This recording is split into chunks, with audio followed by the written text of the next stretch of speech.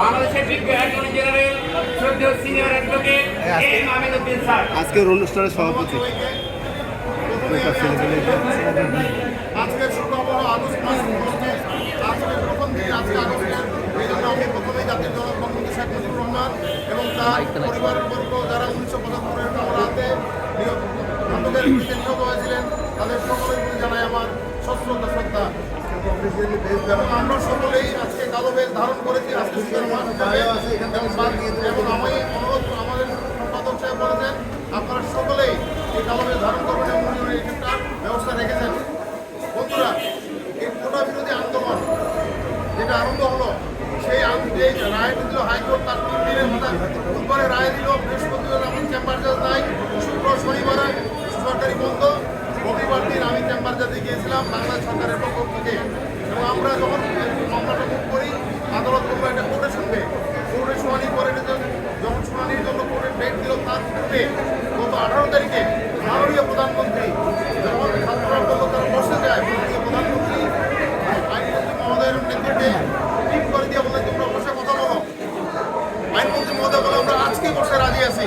যখন দেখা গেল যে মাননীয় প্রধানমন্ত্রী এবং বাংলাদেশ সরকার এই দাবিগুলো মেনে নিচ্ছেন তখনই তৃতীয় পক্ষ ওই দিনই বিকাল থেকে আগুন আরম্ভ করলো বাংলাদেশে।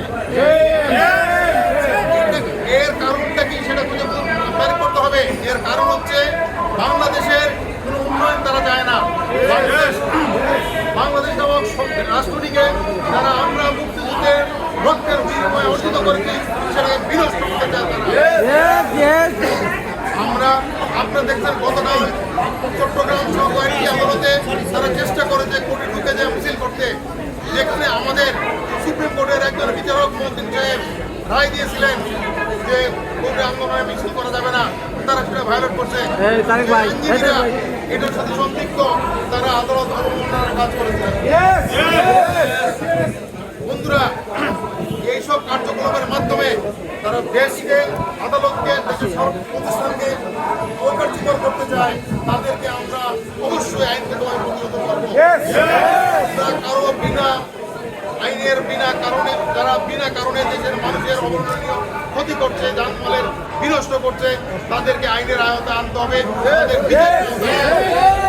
ইনশাআল্লাহ বাংলাদেশের মাননীয় প্রধানমন্ত্রীর নেতৃত্বে এই সরকার এদের বিচার করবেই এবং এদের বিচার করে এদের যথাযথ শাস্তির ব্যবস্থা করবে। এবং আমি আপনাদের সবাইকে অনুরোধ করব এই সন্ত্রাসীদের বিরুদ্ধে আপনারা সবাই আমরা ঐক্যবদ্ধভাবে কাজ করবো। সকল ধরনের সন্ত্রাসকে আমরা অবশ্যই মোকাবেলা করবো। বাংলা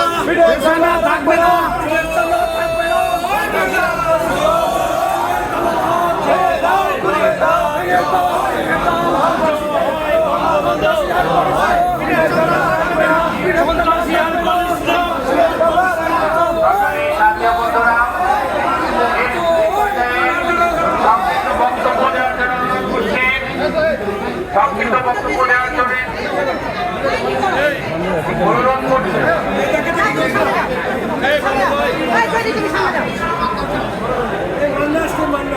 এ পর্যায়ে সংক্ষিপ্ত বক্তব্য দেওয়ার জন্য অনুরোধ করছে আমাদের তৌহিদুর রহমান ভাইকে।